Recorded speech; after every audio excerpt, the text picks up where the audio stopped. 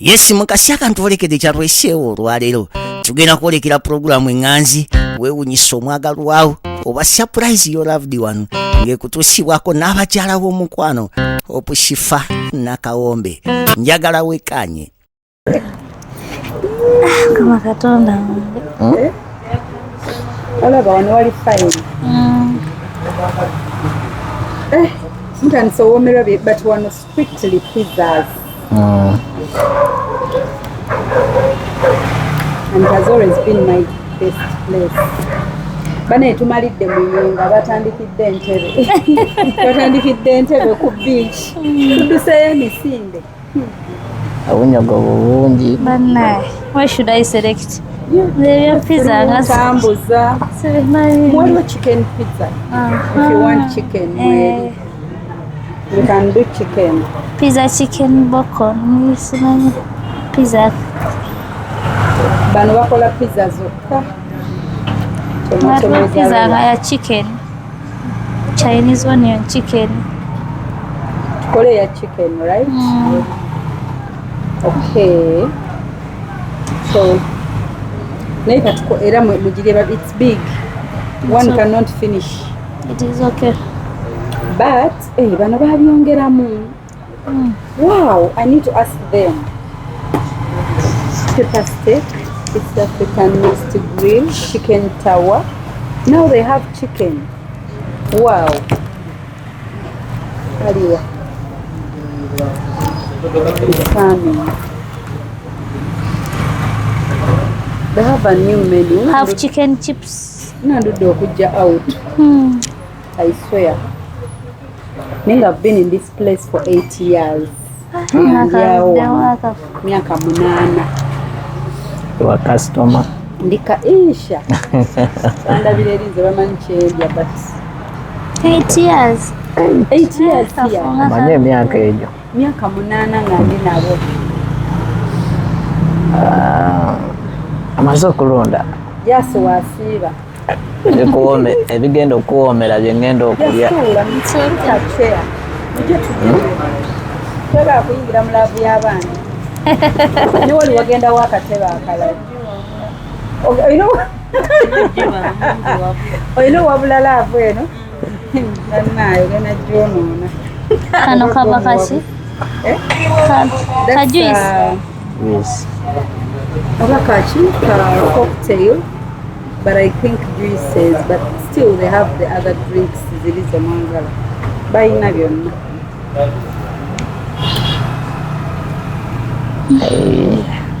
Enteo nagambye press qualifying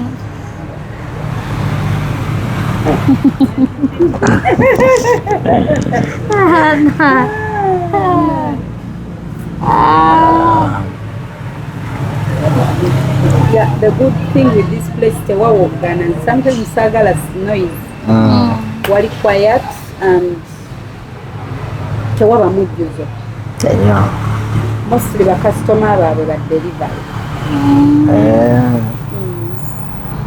okay munalya pizza oba chicken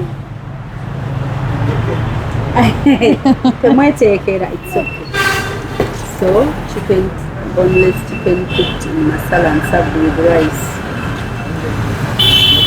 but I'm not sure if they have this no boneless chicken cooked in masala and served with rice mbadde njala tusabeyo emu eno tugitestinge tunene pizza n'emu setawagireseewa nkawo si nyingi naye natulo kati kisireeyimpe abakyala tuba tusireeyinga ente otugisanga nki bwe tuba tuli mu sireying type yes mine is pressed ya Regina but I'm asking you have this now mbagambye I told them strictly pizza zemwina chicken pizza kati bano bawe ya chicken tewali birala okujjako pizza kati kola chicken endala ne bali chicken Isaac yeyo gye mwalya ne bagaapo ya chicken yes if I don't do Regina the other option is chicken jasa jalya n'ejjoni The Julie. Katiteka kwenda la chicken kola 1 Regina. Chicken 3 satu. Kola chicken satu. Then about the drinks. That's all you want to take. Nisema wala kunywa juice.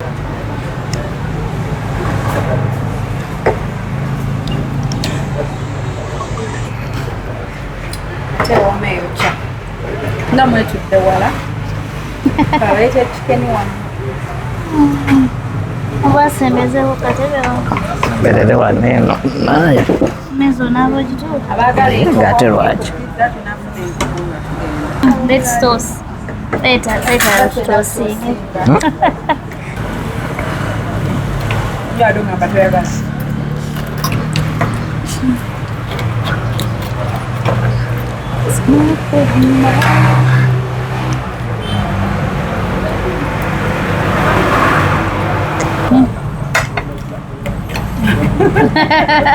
The struggle continues.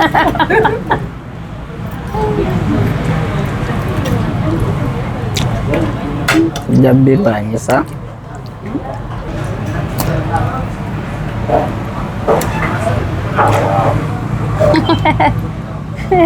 Dine tambudde bulungi.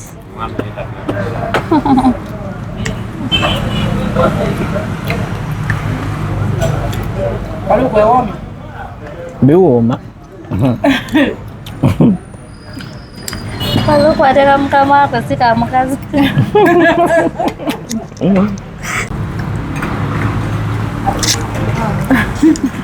Paluku abiwomeddwa. Abafe. Paluku ye yabimanyira alabika. Manyide kulya matooke. Ali wano ninga ali amatooke, gali amajini, nga.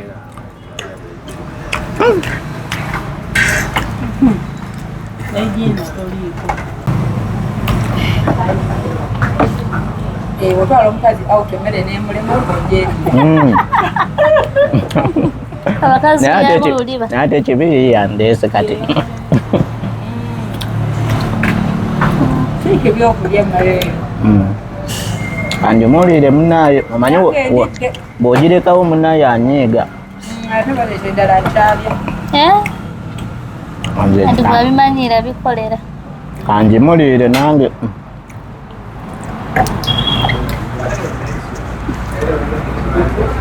Jasmine okuzayo. Nawe ebyo bali bagenda bipaakinga.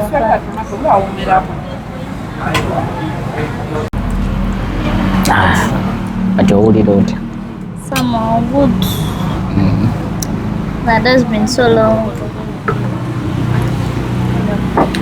Ebale kundeetako out. Ebale kusiima.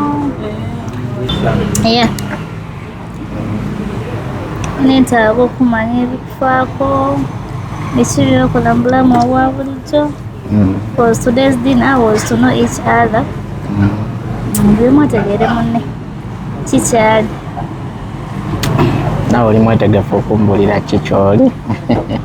Nange ndi mwetegefu okukubulira ki kyendi. Nze ndi muntu bampita Lutaako Mefalu asooka okweyanjulira obulungi. Ndi friendly. Ekisooka tulina famire eyo ewaffe ennene. Ndi musajja alina emikwano oba ew'emikwano. Ndi musajja omukozi. Nasobola okunkolerera. Kakati ate ndi musajja omukozi ng'ate ombooza ekibuuzo ekyo. Saagala nti kunjuza. Ondaba. Sisobola. Okay. Nze muntu omukakamu agenda okumanya obulamu bwe bugenda otambula. Ate ndaba ndi mwetegefu okukolera buli kimu ky'oyagala. Oba okitegeera. Ndi musajja omukozi atalina bizinesi emu oba bbiri. Nina emirimu. Ndi musajja mukozi mu buli mulimu. Ogusooka? Emirimu gyange ogusooka ndi musajja ayokya ennyama ku kkubo. ya ate nga ne musajja mukozi n'abakasitoma ogwokubiri ndi mulimu nima ogwokusatu naye nze owalakizala onansobola nze owalakizala onansobola walakizayo lakizali omukyala ayagala ebintu ebyebbeeyi akugondezeemu I'm so classy. You are so classy. You are so classy. Yeah. Onansobola mukwano. Nze nga lwaki sikusobola kati gwe kyoba olina okumanya nze ndi mweteefuteefu mu buli kimu gwe kyoyagala. Okunkolera lusimu kyenjagala. Yes. Oba olw'ensonga siri musajja munafu. Nyimiridde. Ya. Lakundabira wano. Kakati nina famire. Nina famire. Naye akaana kange. Yes. Ninaye akaana kange aka kamu ka bulenzi. Nze njagala nanjagala n'ebyange. Akaana ka myaka ena. Akaana kagenda weza myaka ena. Manyangu. Akaana kagenda kuweza myaka ena. Kabeera ne mami waako oba kabeera ne mami waako. Ex-girlfriend. Yeah.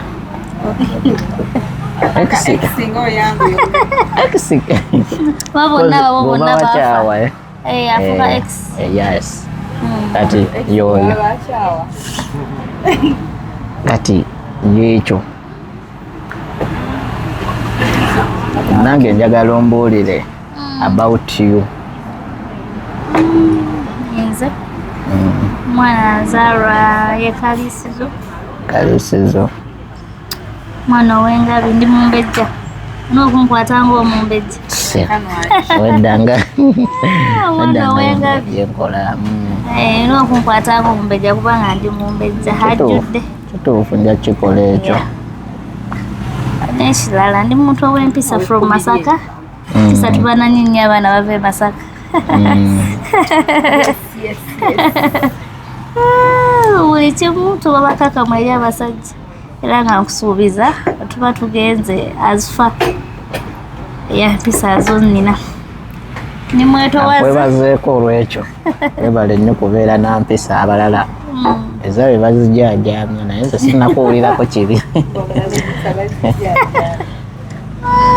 N'ekirala ndi mukyala mukozi asobola okukola buli mulimu in case there is a business for me. Yeah. Okay. What is that business? Nkugambye nti ndi mukyala mukozi in case of money. Ate business yonna I'm hard working. Oh. Yes. Anti kati bw'oyogera nnyo oluzungu nze munnange binsumbuwa. Kati yensonga nko. Kati awo nkuyingira. That is my local language, English.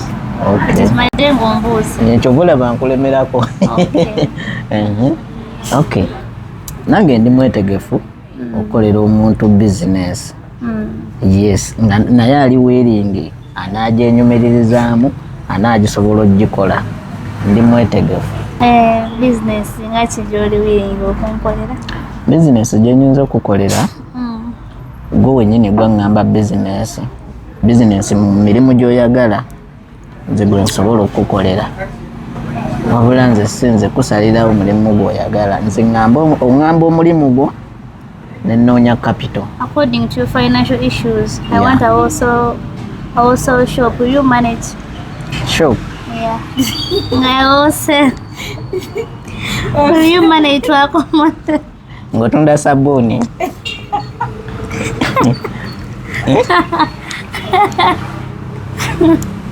Osele like eteekingamu ebintu bingi. Akati ngambe how can I say it? Bintu byekyakala. Nenga wosele kiba kitunda mu bungi. Dino edduuka libeera eddene nalitunda buli kimu, sukaali, sabbuuni, omunnyo, amajaani.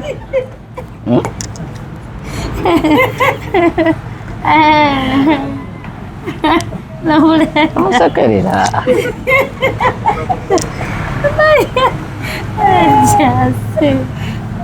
That is what I have meant. Yeah, will you manage to facilitate it?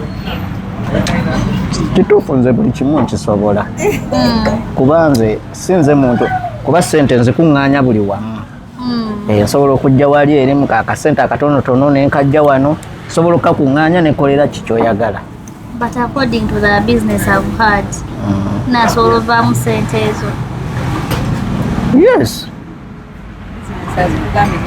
Business azingambye zonna zaakola, but I'm just asking business zonna zangambye zaakola zinasobola ovaamu business. By the way, neerabidde n'okugamba ate ndi mutimbi. Kati gwe kakkana. Baje bamuwa emirimu atimba ku mikono.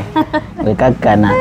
I'm a decorator. You're a decorator, Yeah. okay. Baje batuwa emirimu. Mulunzi, mulimi, decorator. Mwami wange buli wamu agwayo. I'm a businessman. A businessman. Chairman wa kukyala. Kunya mukulembeze omutuufu.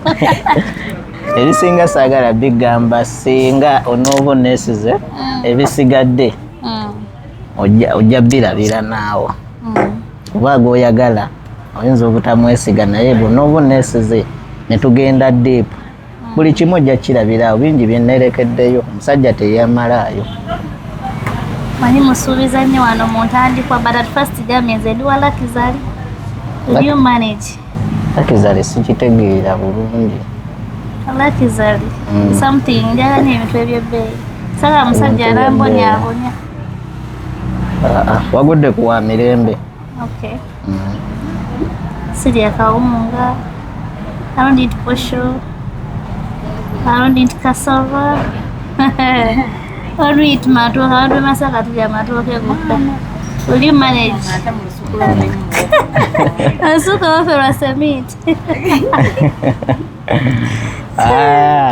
Mu byonna byoyagala ate nze mwenkola. Mu byotayagala ate era sibirina. Okay. Nze nja kukolera buli kimu kyoyagala kuba buli kimu nkimanejinga.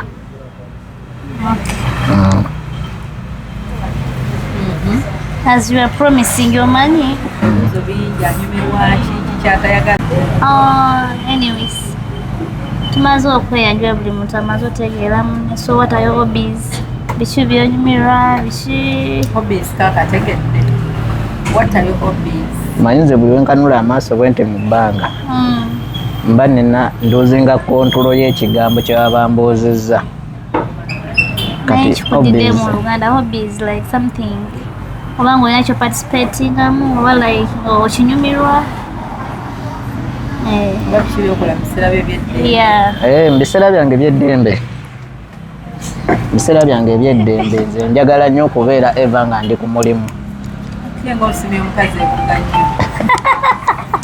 Nakyo kinneerabye. It is a business phone banaye. Mukazi wa business. Ayinayo n'akasimu akatono ke baayogerako. Kabatoni phone. Nakakayina. Hello. Akasimu bakoogerako ako kukyala akayinayo. Nange nnyina nagenda bwe bagamba nti mukyala nyoba nako nange nengenda nkafune. Wanje. Ngendo leo. Omukyala. Wanje. Tutuuka wano n'ogamba ku kino saakitegedde. Mami mumbuulize Wanje?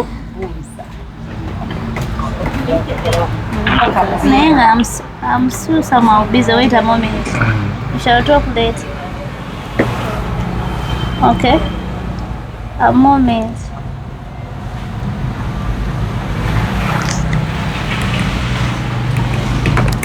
Okay.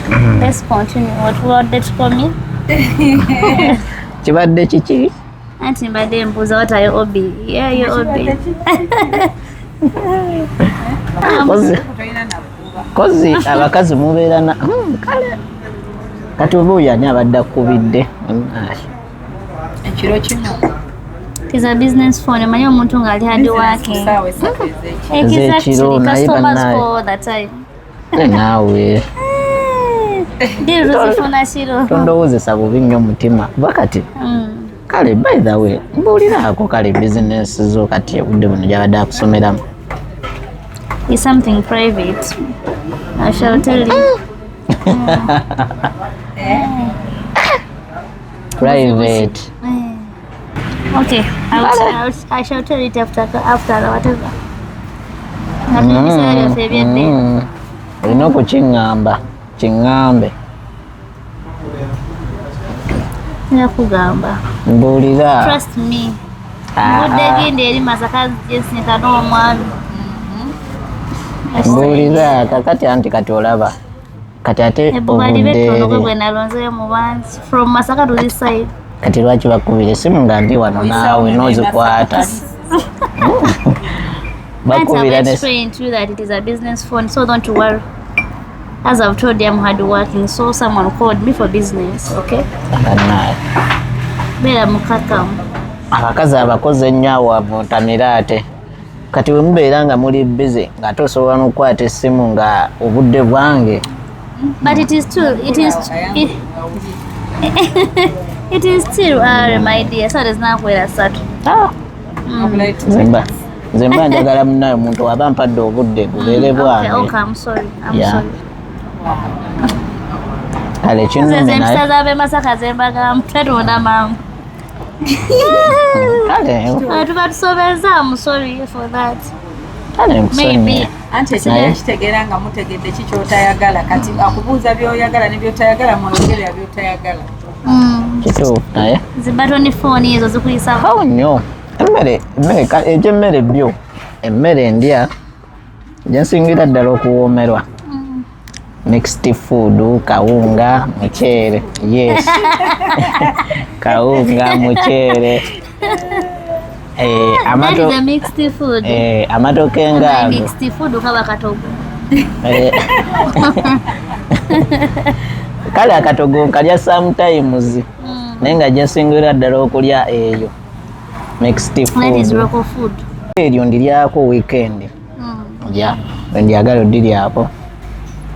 Kale n'ekirala kyensingira ddala okwagala budde bwange obw'eddembe ka music. Enjoy music? Yeah.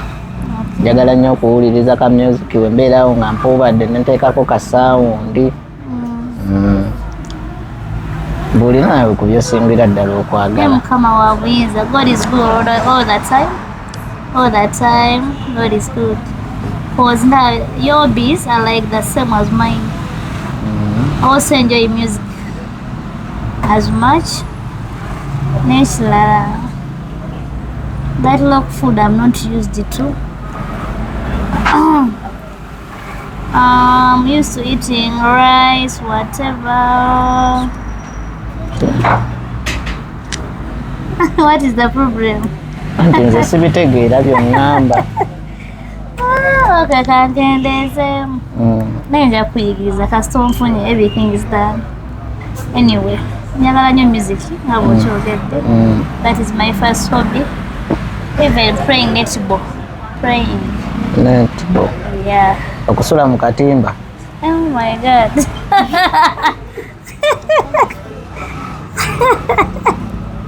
Mbuulira. Ogenda kunzisa olunaku lwaleero. Netball kayise okusula mu katimba is playing with the ball. Kuzannya na mupiira. Netball guba muzannyo gw'abakazi. Adde manyi netball anti ffe tubadde katusula mu butimba mu buto nga bakayita net. Wasuze mu katimba anti bw'olwala omusujja bakugamba tosula mu katimba. You are not sleeping in the net. Kati awo mbadde embuzidde awo. Okay.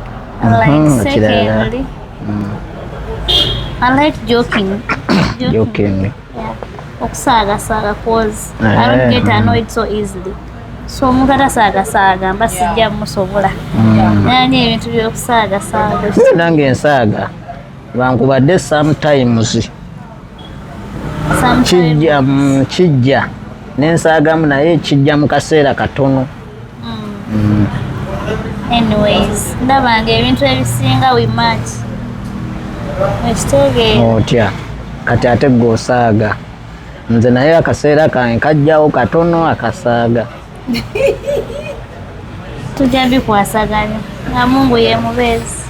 tu naye Kati biki by'osinga obutaagala because tukulira mu maka ag'enjawulo, buli muntu aba alina engeri gye yakuzibwa, olina by'oyagala ate nze bye ssaagala.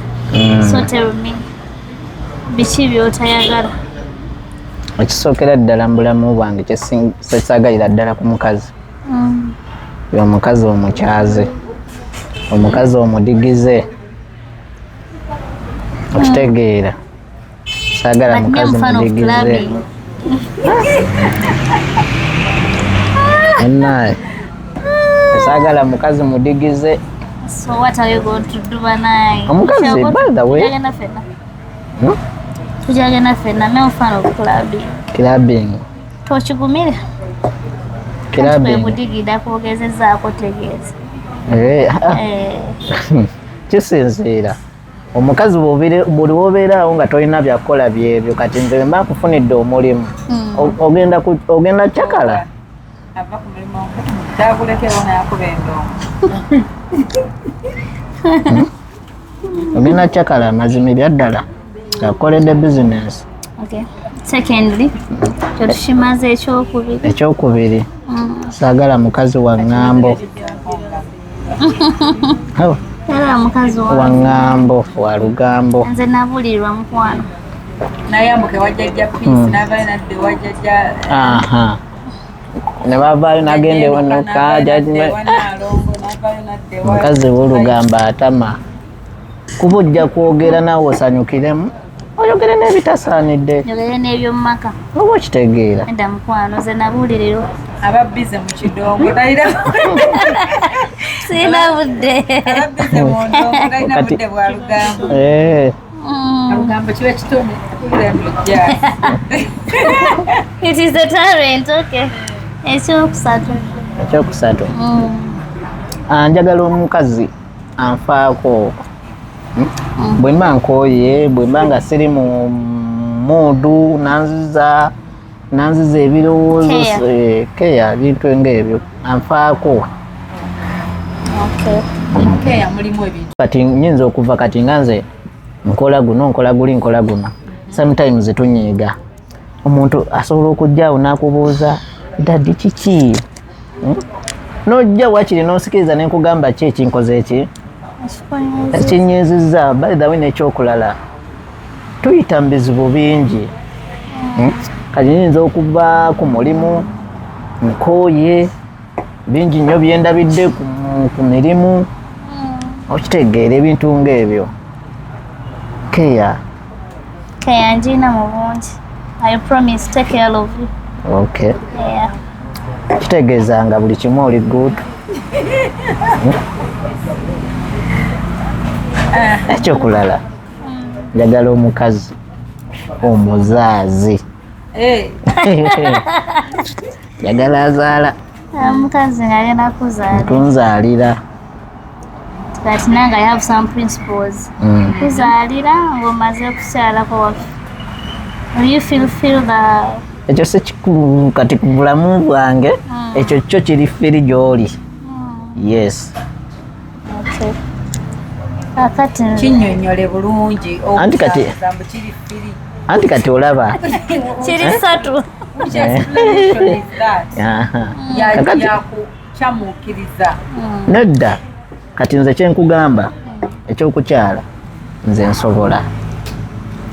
N'akatono konna ke mba nze nako kuba okukyala kwa njawulo. Nze kwe njagala okumanya. Yandyagadde naawe omanye. Nange mmanye. Naawe omugaye kw'osobola. Oba okitegeera. Kyala kwenjagala kyensinga okwetaaga. Abewaka bakumanyi. That is it.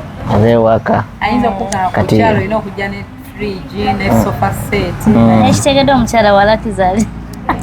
Wama mugawo ku kika ky'okukyala kweyagala yes. It depends. Omwami wange the financial issues. Obanga okay, ensawo zisoboza kukyala kwa mu nyumba at first, so kyetuyiza osooka okukola at first so long as atuuseko mu bakadde.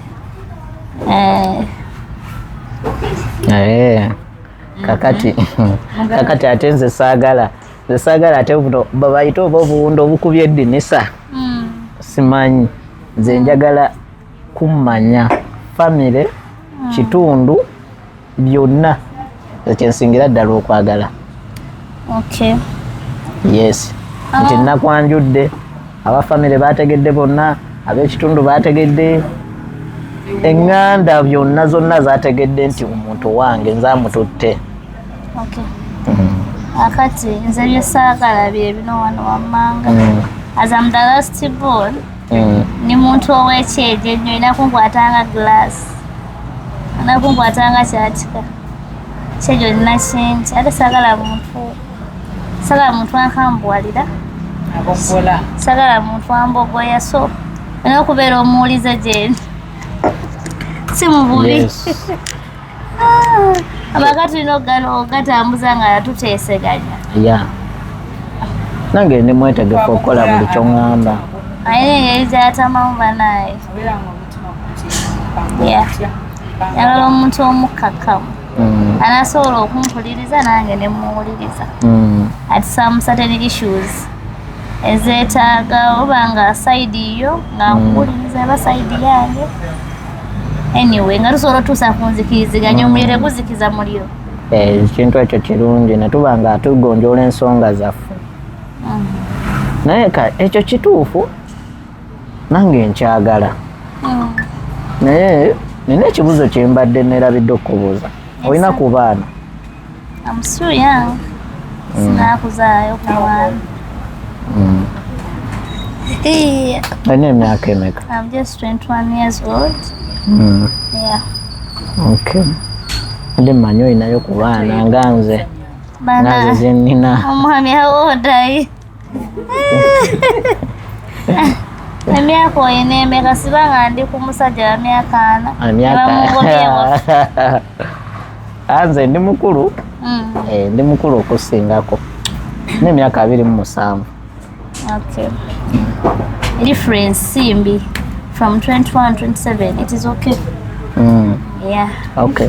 Never smile. Akati. Wallahi I know lava kufili Gwe. Kakati mbadde nina ekirala kye njagala okubuuza. Ewa mwawo ewa Masaka. Kalisizo. Obeera mbakadde oba? Of course I live with my parents. As I've told you, I'm still yogerako young. Luganda. Nawe yogerako Luzungu. Gwe Luzungu sirumanyi nnyo naye mmanyimu akatonotono. Ojja kwogera naye komanyo. Nkugambye, and I've told you it is hard for me to explain something in Luganda. But Kuluro njagezaako. I still live with my parents. Still living with your parents. Both English and Luganda nkyabera mbakadde mukwano. Yeah. Toba nagambye njagala ozije mubakadde. Okay. Ni mwana wa mpisa akyekuumye nkyabera mubakadde. May I have mine? You have yours? May I have mine? Your what? My home. Your home? Mwana omusajja yazimba, oh my God. Yeah. You have your own house, eh? That's great. Musaza mu financial issues tali bubi. Okay. Kuba Semu nebuga. akanjikwate. Mama kola.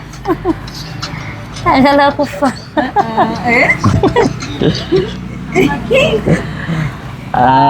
Kakati nze I'm single man. I'm living my home. We're single man living Yeah. in your home. Yes. Kabroken tujagendera, I understand. Mayo balina gwoyagala. Ne waba ayogera ati olaba owuliriza atayogera nga just akola signs. Naye Mukama. Tokola ng'oli bibyo nga takuba. Naye bw'ofa kinensi.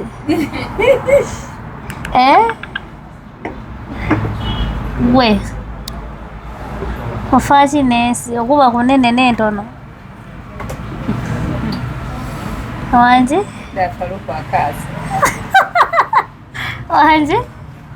Sagala kumiikiriza mugenda kukubira.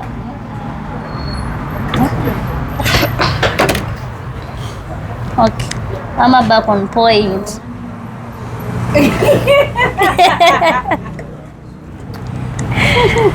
Kuzibu ki mukwano?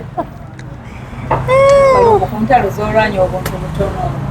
Obuntu butono nnyo akasimu tekatwawula. Bwonna era babulokera mukwano kasita onzikiriza. I'm a free to you. You are free to me. Oli ssatu gyendi. Eyokuna. Kubulako eyokuna. Eyokuna.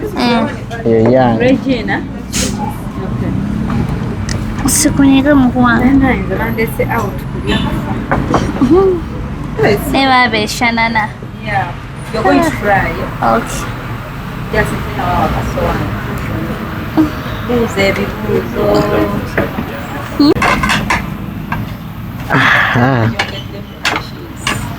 Let's try this one. Akugirewo sookolya bulungi. Naye byanga bwe twogera. It's okay. It's okay. Nsobola okulya bwe twogera. Kati kambuuze. Biki bino kamuladde? Ng'ewunya bulungi erimu bata. Muzigo. Mulya. Cheese. What is cheese? Kind of era muzigo. Okay. Kati kambuuzeemu. Oyo gwendaba ku gundi ku status yo ku TikTok go postinga yebbaawo.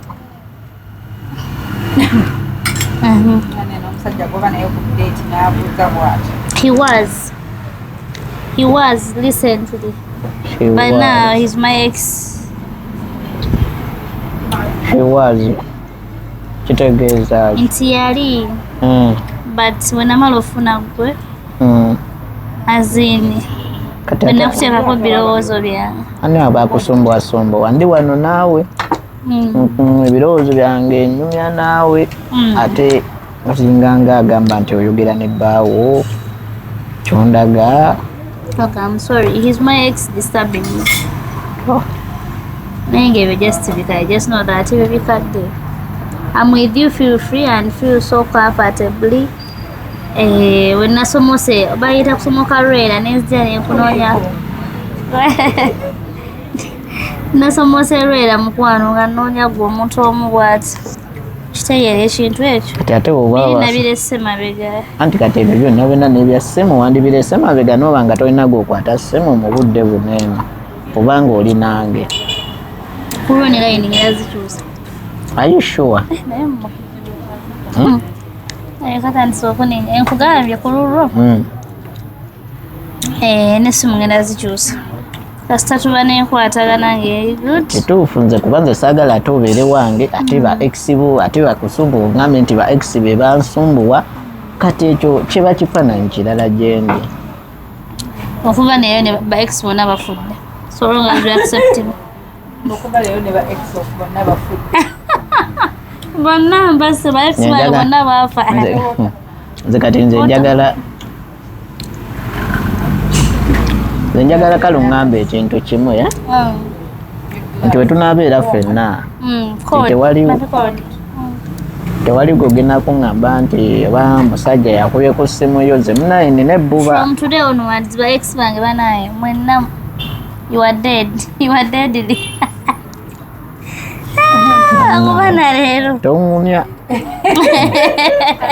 mute banamba mute nze saagala kulaba n'omu yenna yenna ayogera.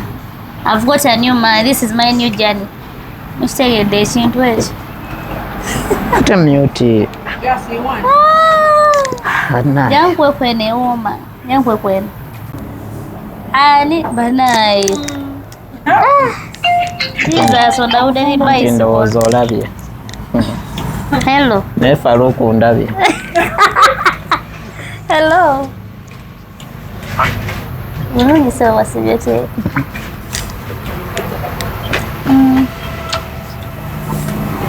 Wanje? Nedda. Just take a glass. Gwani? Muganda Oliver. I'm still busy tujja kwogeredde.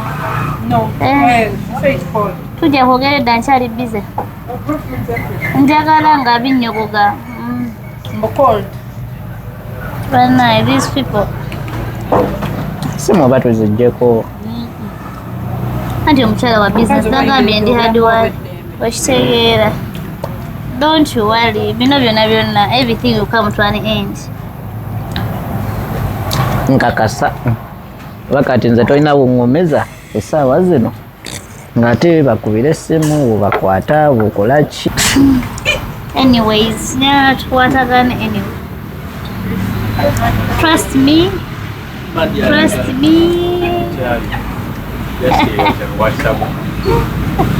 Trust me, I trust you. Never naye. Simu yagala kunemeza musajja kiki? Akyangomya neesiga bakubira essimu kati nze ŋŋumire ku ki. Simu tekatira kuvuga leero kalimu muzimu ki? Bwe biba. Ne bagala kunemesa mwami wange. Bagala kunemesa mwami gwe nalinyidde endeege.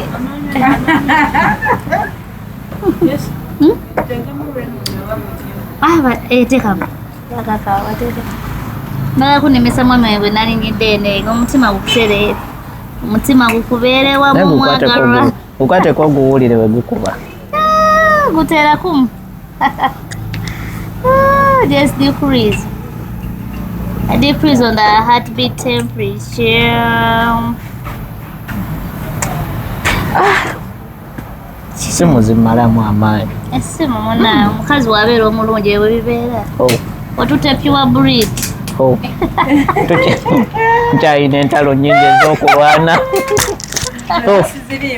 Nkyalina entalo nnyingi ez'okulwana. Naye olaba mubona asazeewo kwala kubeera naawe. Ng'ate oŋŋamba Just feel free.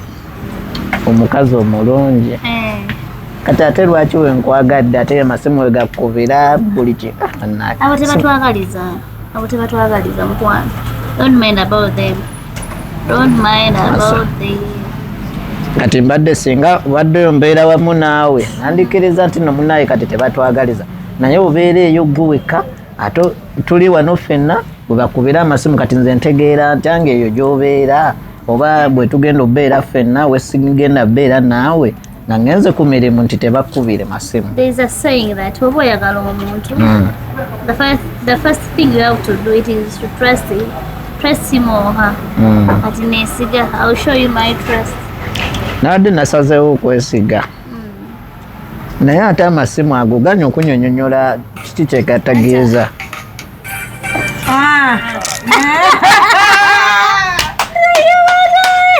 Lolwidde lwambuka mwami kwata essimu. Who's calling? Oh my God. Ngisome yiino. Okay. Mami waffe omubwati. Ni waffe yakuba munamu. Wangi mami. Naatera okutuuka. Manyi mama. Mama yo savingako bamami. Nga bamami banjawulo mu. Mami wange. Okay. Abimanyi nnyo. Kamukutteko nnyo kasite. Kiki takitwala nnyo nze eyange njikulaga nenjikwanjulira. Ayinza oba mami omanyi n'abakazi bemukwana mubayita bamami. Yes, naye tosobola kuteekako mami wange ku linnya lya maama wo. Wait. Even n'abakazi bemukwana baba bamami kati awo simanyi. Anti How can I differentiate? Bibeeramu difference kuba nze mami wange engeri gye njagala mami era muteekako mami wange. That is love. Omusajja yagalwa nnyina anaasoboka. You're mommy's boy. Yes, I'm a mommy's boy.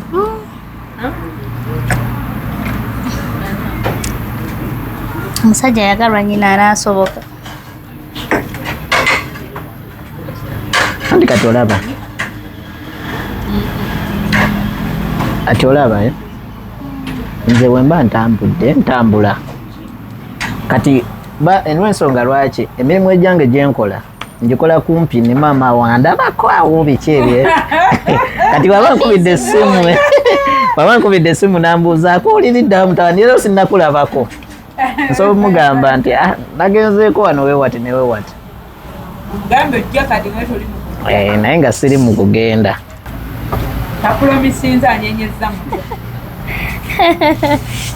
Promise me nsuubiza. Nkusuubiza. Mu nsi mpya. Kituufu naye amazima nkusuubiza sigenda kulimba. Bw'oba nga naawe sigenda kulimba tekiribangawo. Oh my God. Ate onooba nga naawe tonnimbe. Things change. Kati ngumire ku kimu kwange. Kati ogenda kugumira ku nze ng'oli wange. Ekimu kyonna otandika tolimba naye tumanya kulimba gye kuva. Entuna bisubiramu enkyukakyuka munnaye. Ako kookoze kankanze olaba mami omulimbi ate olowooza golabye obukulu nga I don't know. Naye anyway. olaba naye waganya okunyanjulira abo naye kati naye ate nze ekyange kituufu. Even the unknown numbers tekulimanya, don't care. Nagaye bano yeah, but just babaita base. Yes, they are useless. Babaita basekete. There are unknown numbers, I don't know them. Enamba ekomera mu ssimu ye ebeera ya mugaso kituufu. The answer. Tebulaba eyange eri saved. Kachovaga betulumya mutima cause the unknown numbers, I don't know them. People call. Anti kati olaba tubeera n'ennamba omwo kati kangezeko eri mu ssimu yo. Obeera n'ennamba omwo mu ssimu.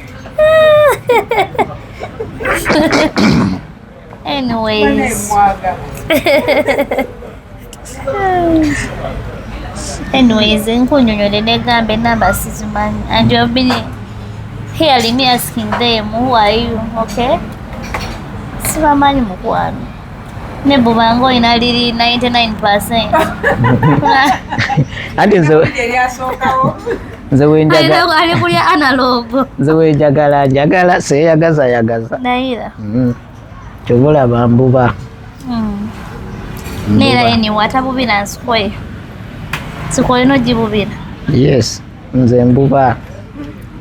Kuba nze gwe mba mbubira mba mwagala. Kuba munnaye wenabeerawo nga sikuwubira mba sikwagala. Kati ba ex tukoze tutya. Anyway, they're not your exes. Nabyenda baby trending nga bashajja tebaveeyo ne ba like wakati nkyogera nenta basilivia basala shoti ba ex ngo ina bangi tugenda kikola tuti Kasoro kitegedde. Even they are not exes. How can I confirm nti baba ex? Kasoro kitegedde nti munnange ba ex. It is not well confirmed. Bonna baafa. It is not well confirmed. Kubanga nawe wangambye ba ex bo bonna baafa. Shadia.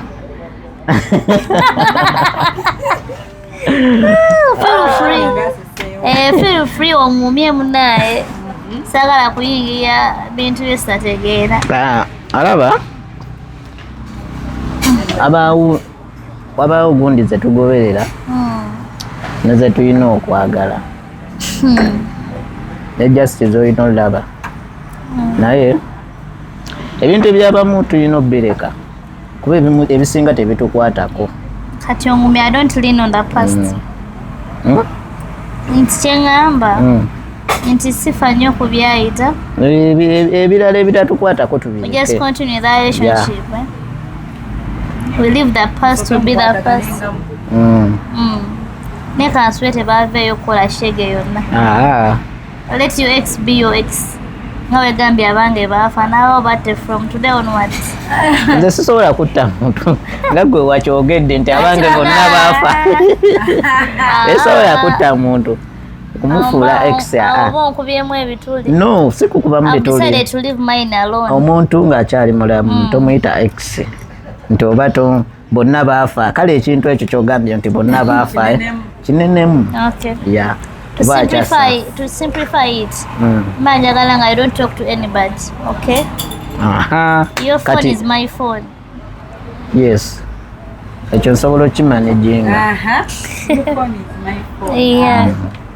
Ekyo nsobola okimanaginga. Kuba essimu yange osobola ogikwata nange nenkwata eyo. Yes. Anyways, tuba tujja kukwatagana. N'ekirala sajja amanyira simusobola ati I'm talking about what I don't want. Manyi olugezigezi ndulina mu bungi as I've told you ndi mumbejja. Your principle. Manyi omuntu abeerako n'ebintu like mu day life oba ngambe ntya byatambulirako anyways. Omuntu byatambulirako. Njagala nnyo okumpuliriza first of all. Ekyo. Ekyakulala. Njagala nnyo omuntu ampuliriza. I don't want someone who's rude to me. Cause how can I say? Mbejja bunnuma. Ekyo nagambye nze obudde bwonna mbulina okuwuliriza n'okumpuliriza nange. Ekyo twakyogedde nekugamba I'm free with it. Which is okay. A moment. Who's this? It's just a moment. Just a moment, okay?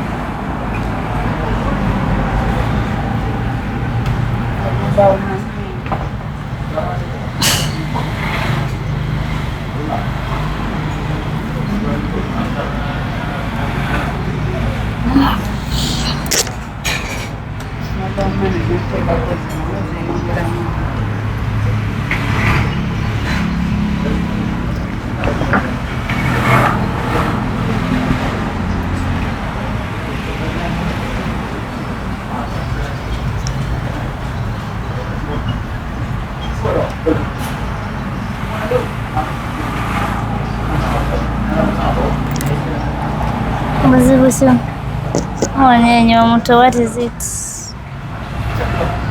Why are you shaking your head? Why are you shaking the head? Newunya bwewunya ntegeka za Mukama.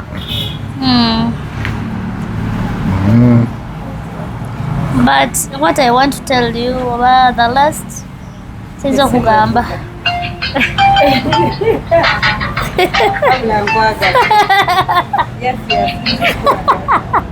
No, do you know what I'm at Superman? There is no number, is mine as Ate gwe number what is my what as a seaman? Is it one of Marina bidding at a but I don't know. Ogaba otya namba ku bantu abatakumanyi naye ng'ate ebeera yiyo. Wala izo ne namba zenfuna ziri unknown. Tanjikube kweno. Kitegeeza oli busy. And I told you I'm someone who's hard working, so. Oh, the numbers, sizimanyi. Kati nze simanyi ogenda kumpeera mukwano nga gw'oli busy. I'll fix some time for you. Bino byonna tujja bimalawo. Namba sizimanyi. Aba biwadde butu okunkubira. Ayi kabampendulidde buwenduzi. Naga bakuba kusumira nga with no reason temuddamu. May God bless me. Kakati munaye. May God bless you. As in wonfunye, God is always with us. All the time. Kanzikirize ku lulwo. Ngala kukiriza kunsanyusa. Kanzikirize munaye. Naye nange mbeere nawe akubeere. God is with us all the time. Okay. Ng'abaana ba media bakipushinze bannange okuva na leero. Nze ne Mr. Farouk ne musajja Musiraamu, but me am a Catholic. How are you going to make it? Sapule ino temba bulago. So how are we going to make it? You're a Muslim. I'm a Catholic. Tashinange ekije kikulu. Will you manage to be with mukazi nga mukatoliki? Nze sikuyinaako buzibu osobola osigala mu ddiini yo naye nembeera mu yange. Mwami tompoowe. Ati munaye goyinza osalawo n'ogamba nti oyagala ddiini yo. Yes. Naye nensalawo ningamba ngenda sigala mu ddiini yange. Manyi mwe abasiraamu sometimes mumanyi okuboola. You don't like people nga si ba ddiini yammwe. Onzikiriza twagalane azinda Catholic a Muslim. Nze kyo sobola kigaana. Wansiimi. Yes, sobola kigaana. Osobola okugamba nti n'ogenda sigala mu ddiini yo, osobola okugamba nti n'ogenda kyukodde mu yange. Okay, ku kyeddiini anti kati tulina kuteeseganya. Yeah. Exactly. So long as you have accepted me. Wadde kukyakuwoowa. Mwami tampoowe. But anyways, according to my the love I have for you, I will change. Bampeerya Mrs. Utankome. Farouk. Oh.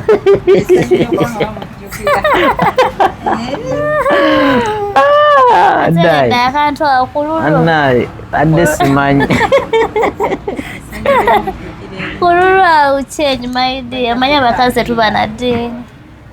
According to the love I have for you, I will change. So long as onkutte nga amateeka wegalagira. Amateeka galagira gati. Omukazi olina omukwatanga ekyatika. Constitution bwetugamba. As I've told you, I'm an hardworking woman. I have an entertainment group whereby tuzannya emizannyo, we dance. Anyways, Challenges. yes, we make challenges for music. Yeah. And I'm supportive, I'll be supporting you, and I'm hardworking anyways. Manyi obeera n'omukazi omukozi tobanga ali awo nga tolina mukazi, so we shall work. Kati n'ekirala kye njagala obbuuza mu entertainment ezo osinga kukolera wana osinga kukolera baki? Anyways, buli muntu mu kitimu ajjidde. If it is a wedding ceremony, birthday parties, we do entertain. Like, anyways, buli muntu ekitimu ajjidde. We have no problem with him or her. Tuliwo okusanyusa abantu, isn't it? Tuliwo okusanyusa abantu. Kusanyusa ki? Kusanyusa abantu. Which entertainment, which type of entertainment do you do? We offer them any kisinza nti gambye, is it a wedding ceremony? Or parties, any ceremony anyway. We shall entertain, we are here to entertain you. I'm good at clubbing. Ekyo kyo sikirumamu. Ekyo kyatinsa okuntisizawo. Oba okubaka bonna bumale. Si bwe butaggweyo. But that's just enjoyment. It is free. Omuntu alina omulekera eddembe to enjoy. Manyi mmwe munnaye muli bakusibamu meguwa abamu muyitirayo. It can't be. Trust me, I trust you. Naye ng'olina okkuba endongo. Exactly. Ekyo kyo osobola kinzijako. From day one since I was young, they nicknamed me Nabidomo. I really love that name since day one. Abantu b'okukaala lyo erinnya balimanyi mukwano. Katonda Nabidomo tolina yeesijoyinza ddi nzijjako mukwano. That is me. Obikola otuukiriza erinnya. Exactly. My name was given me since my younghood. so you can't change me, that is it. Olina kumanyira nga bwendi kinaasoboka mukwano olw'okusaba kw'abantu. Lekera okubanga buli kimu ogamba yes ng'ate olimba. Kakati olaba Omukazi nga bamwagadde bwe kimu kisoboka. nze waliwo kentiddemu naye I'm free with it. Ali ssatu kujja. Nerekerayo emu oba ebbiri ezo okumalayo ettaano bwe ziti. You are free with it. Yeah, omuntu osobola kukola bintu byonna nga bimusanyusa naye abeerawo ekigaana kitegeera. Kati Jessica Banje kati kambuuzeemu kati nga gwe mukwagala oyagala musajja ali atya kuba mbeera zange nze nazikunyonyodde. Well, first of all, I need someone nga naasobola okundabirira because nagambye ndi mumbejja mu kusooka ndowooza wakategedde akantu ako. Mark that point. Saagala bintu byakakaalukana munaye. Ate nze ndi musajja mulimi musajja naye kali kwegamba Meron dig. Aron dig. kati sibalina kumanya naye olaba osobola onona emmere mu nnimiro. Aron dig.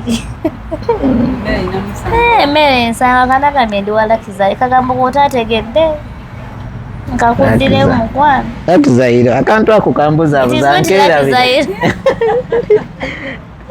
It is not Lakizaire.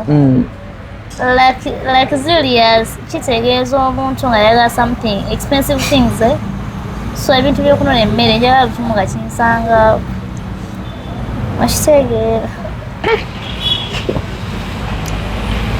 Njagala nga buli kintu bakuyita Nabidongo oliwo ekizairo kati I want everything on a silver plate. Annaye simanyi annaye kati kuba nze nange bimpeddeko kuba gwe kyenjagala tokyagala. Yes nambadde njagala tukwatagane by the way kati nga mu byokukola ng'ebyo Anti ebiseera ebisinga kyoyagala kikuseeza oba olina ekintu kyoyagala ebiseera ebisinga you let all bad things happen because ekintu oba okyagala okitegeera tosobola kubeera awo no like you feel for everything omuntu kyayagala n'okubeera nga olina byonyigirizaamu ebimu kubanga naawe byoŋŋambye si buli kintu nti nkyagala but because like oba I love you that's why ebimu I just leave everything aside. That is mature. Kati Ka just show your love gyondinako ebimu obigumire nange ngumire ebibi. nkwagadde Njagadde onangumira n'ebibi nja kwagala n'ebintu byo nga nawe wonooyagala ebyange. I just know me, I'm so principled, that is it. Yeah. Principle. I'm so principled. Oli w'amateeka Exactly. ako nakategedde. Oh my God. Amateeka kituufu naye nga yina ge nagambyeko ffenna tuli b'amateeka naye weebale nnyo olwa live yo nange nkwagadde. It has been a good time. Anyways, kanswene tunakwatagana. Mane mayifa logo yalesa kaweta. Ngalo yangu yazisaayo. Kala nyangu yozitega. Mayo mwami agenda kuteeka kakaweta. Ono mwami yakuteka kakaweta. Anyways. Ayina obugalo obulungi nange. Usaana kakaweta kawetagira okanguye. Kaweta. Tebakunzibako nga tulakateeka. Abya ddala. Nabidongo wange. Oh my God. Onani.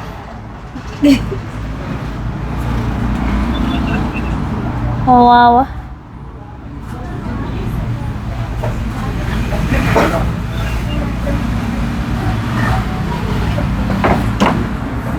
olwa mugaso nga pamiti Singa pamiti eba ya mugaso. ate oba tumanyi vuga motoka obeera nayo tosobola. Anyway, I'm loved to everyone. Nesagala nnyo bagenyi bazunza njuki. Nze nga ndi wa famire, nze nga mbeera nina emikwano. Sagala bagenyi bazunza njuki. Tekati bannawe. Anyways, your loved ones are my loved ones. Si yakunzungirako bamulomba tuleke ewaabwe. Kati kitegeeza ogobya abantu bange. No, not as such. Kuba ewaka wakyalawo abantu ab'enjawulo. Tujja teekawo visiting days. Ati kati nze olaba balina okubaako ennaku ze bakyala.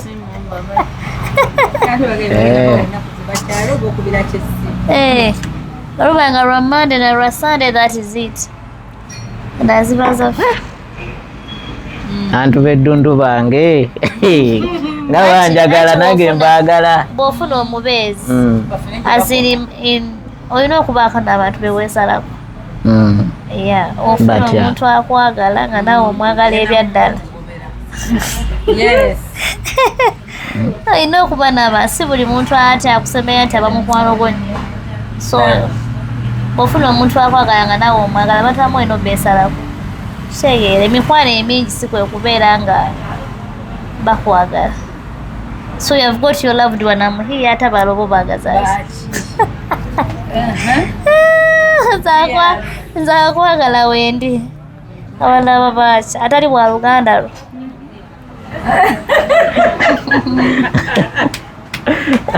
Are you only accept people from your family? Okay, even others.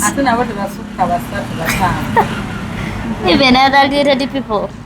Nenga balina visiting days balina okukyalako ewaka. That's why I told you at first that I'm principled. I don't know whether mateeka tunagatambulirako bulungi. Yasiimye dda. Naye nze nagambye buli kimu ndi free with it. Kati olinganga atange obaka abange.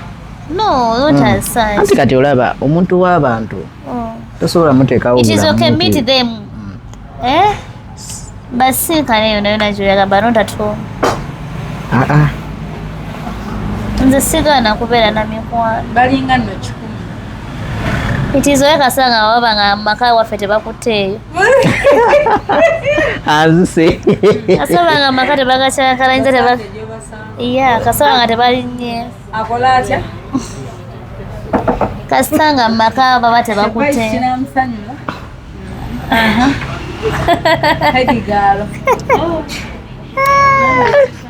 Nze ku maka kwe siva kasaba nga tebankwatidde ku mwami. I have no problem with them. Naye kati anti olaba tubeera n'abantu abantu ba mugaso nnyo eri obulamu bwo. Siganye kolagana n'abantu.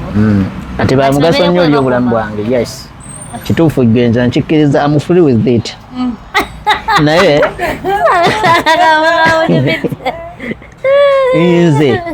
nze nzikiriza buli kimu gwe kyoyagala kuba nange nkyagala.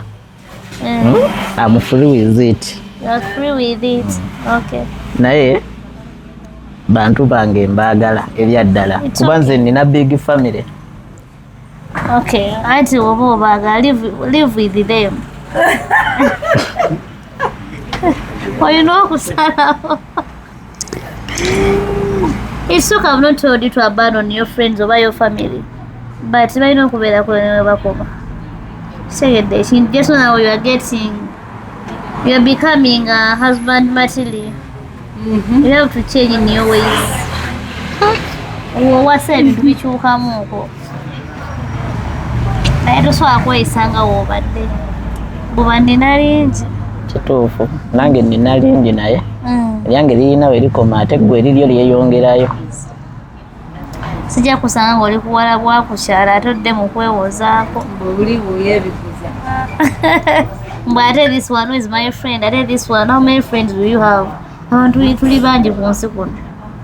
Nze nagambye sirina muwendo gw'abantu. Oh my God. Wabula nina bangi. Kati nze njagala n'abantu bange nange nkwagale n'ababo. Naye ngenda okwagala n'ebyo nawe njagala n'ebyange. Jessica. This like that.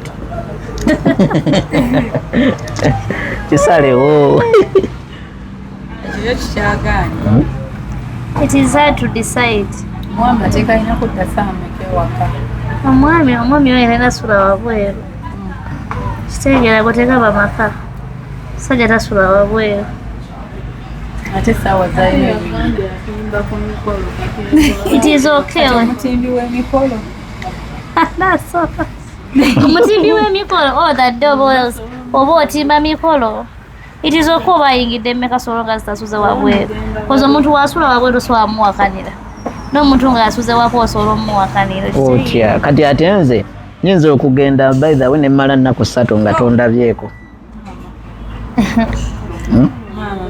Nnaku 3 ng'okola mulimu kyo. Mikolo.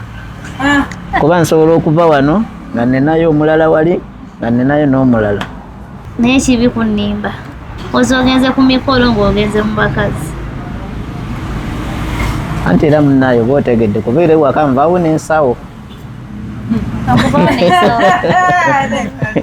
Kubawo n'ensawo tekitegeeza nti oba ogenze. Yes, kuba ey'emirimu. Naye gye sinooza omusajja oyo tasula wabweru olwa emirimu gye tulina okwesonyiwa.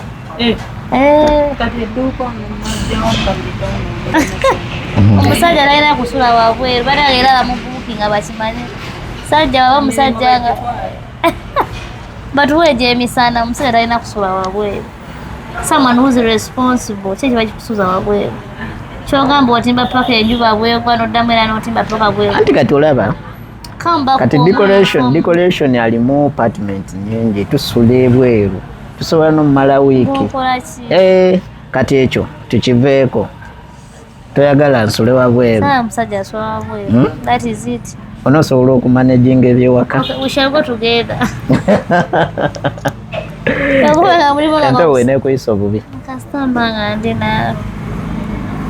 It's okay. Naye bambi webale nnyo mukwano webale. Okuba mulimu nga bakusula wabweru we go together. Kitegedde ekintu ekyo sikuta. Kabaani. Kabaani ku ndongo. So what is fun about you? As me, I told you that I love someone who jokes a lot. Yeah. Nze sirina nnyo biri funny. Tegeeza okugamba. Ebyange biri directire. Sure. Sirina biri funny. Ebyange bibeera directire. Me something fun about me. I'm always smiling. Mbonyiiza era nkugambiramu nti onyiizizza.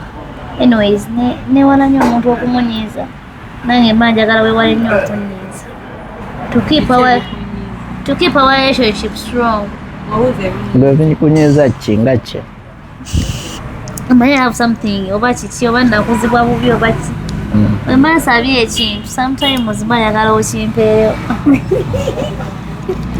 That is me. Mpozi kwangu okoze explanation yali something hard.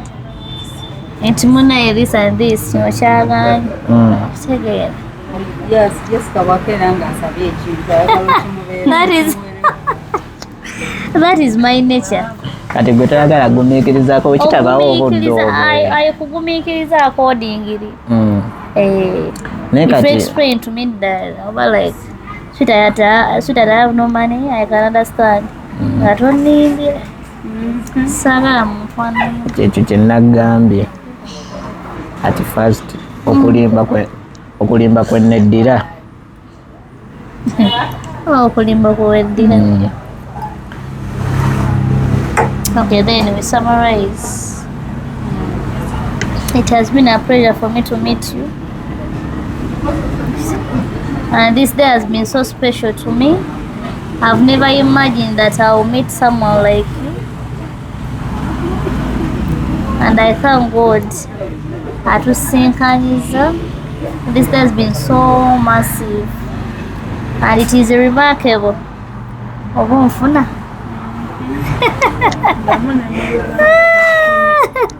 Mwami wange onfuna. Naku lubadde lusufu nnyo. And secondary, njakola sijaddwelabya it is nyakuba ndujjukira mu bulamu bwange so long as you have accepted me. So mpulira love yakuzibye dda amaaso. Mpulira bibyo nze mukwano. Love yakuzibye dda amaaso. Mpulira bibyo. I thank you for not betraying me, Nojja. Because you never expected me. Not so. Yeah, I thank God atusinkanyiza asaba Mukama katukwatireku. Yeah. We push it to the top. Maybe temanyi esaalayo. Eyo yiyo neyange. Okay. Ati sooka ombulire ekikuli ku mutima. Njogedde ekindi ku mutima nsanyusa nnyo okusinkana. Era nsaba Mukama atuwangaza obeere mulamu nange mbeere mulamu. Naye kankugambe ekyange. Naye mbadde sisuubira kusinkana. Mbadde sikirowoozaako wadde okirabako. Naye Mukama yennyini byonna. Ekisookera ddala osanyusizza nnyo. Oli mukazi mulungi. Oli mukazi ow'empisa. Oli mukazi ayina eddembe. Omukazi ow'ekisa. Mukazi ow'olugezigezi. Byonna biri kuza omuntu omu. Mukazi ow'oluzungu ennyo naye tofaayo Owulira. Kati lwaki oyagala? Okay. Nkyayogera. Naye mukazi ali tokativo yonna kiralina kikwerabiddwa kikugamba amuso tokativo nangumira. Njogera nnyo to an extent obiben. Quarreling. Kati ate ne bye nandyogedde oba njogeredde. Okay. Naye nsanyuse nnyo okusinkana. Alhamdulillah. Abyogedde byonna bye mbadde biri ku line. Ate kale nze ndi musajja mukakaalukanye. Gwe bambi weebale. Nze nsanyuse neyanzeega okundeeta out byonna bino ebibaddewo n'owaayo obudde bwo bannaaye tekisangika. Nkwagala nnyo naye kyensaba njagala bannonderewo omukazi gwe nnina okuwasa.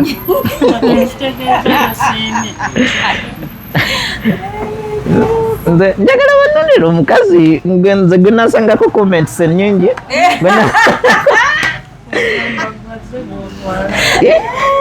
Bonna abakazi balungi. Bonna abakazi.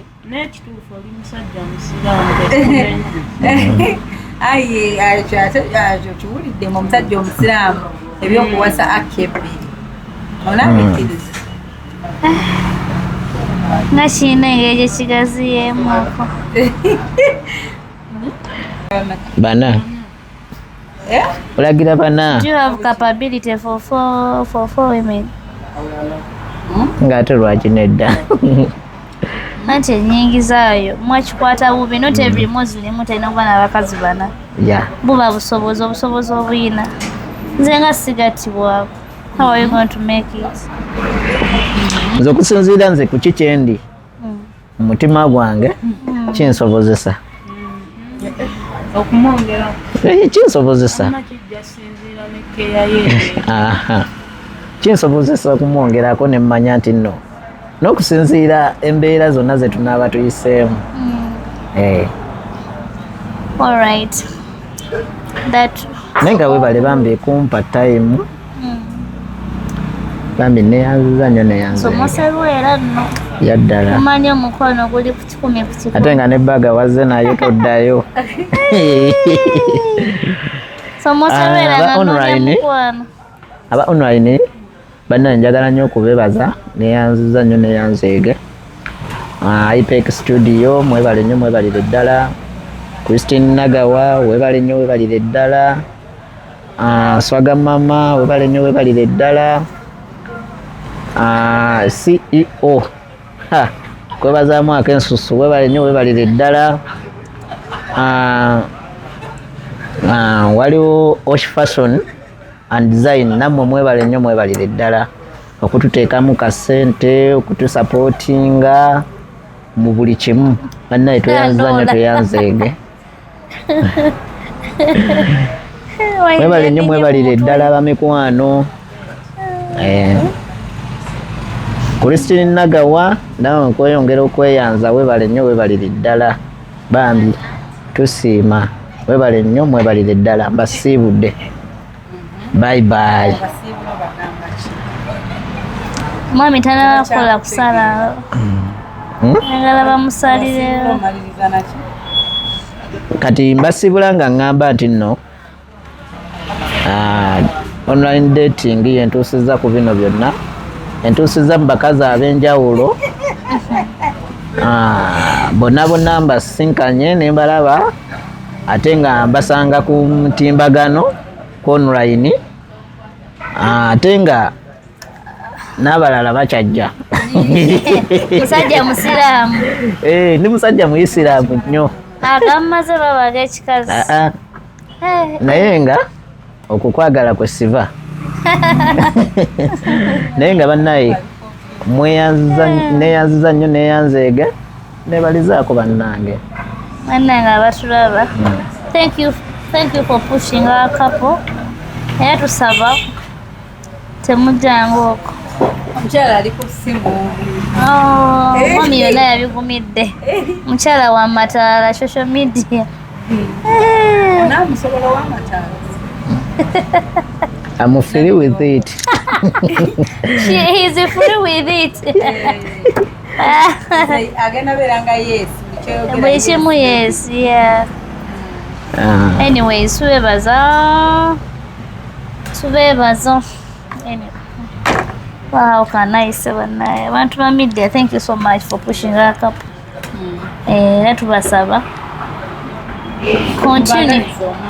Tubagaliza omwaka omupya with this new cup of the year 2025. Wish you a new year, prosperous new year. Yeah. You wish them a what? Prosperous. It is a prosperous new year. Kwagaliza omwaka omupya. My man is so low. Bye guys. Obadde oli mu kulaba weewunyisa omwagalwawo oba surprise your loved one. Nina abagerekawo mukwano Hope Shifa Nakawombe. Tusisinkane nate.